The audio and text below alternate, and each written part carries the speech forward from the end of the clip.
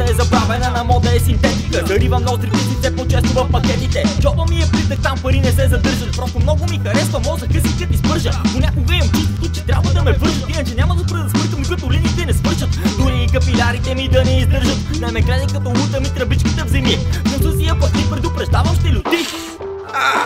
Как люти? Казах ли ти, новак?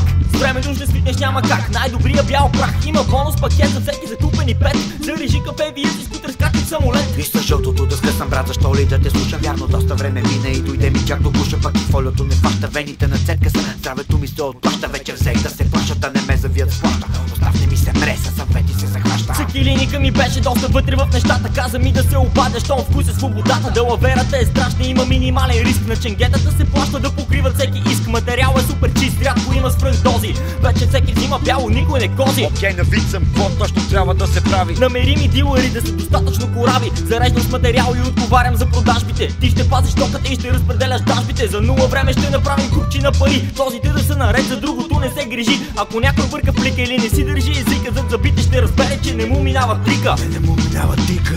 А ти ли беше този, който иска да е гангстер?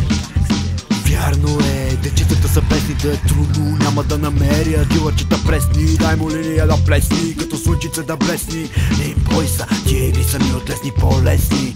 Дай ми стоката, другото са бели кахари. Стига ми да знам, че съм по цените чадъри, да ме гърби някой от моите ръцете ще му щупа, господа, не се бойте. Парите, които нося ви спокойно си бройте. Разбира се, трудно е да стоя на страна, особено когато бях жълта развалина. Една подира, една кръв ръчи от носа, само чиста злоба от двете кълба съм луд, служа само на вера. Стоката оправям, шанаджи, кът намеря полумъртви ги оставям. Бях започнал да се самозабравям, а вера от путата спрях да различавам. Сега сам на среща пратките отправям и се отправям към апартамента на една сочна кучка. За целта трябваше да мина по доста тъмна уличка.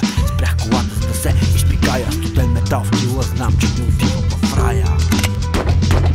Чакаш ли ме, Люцифер?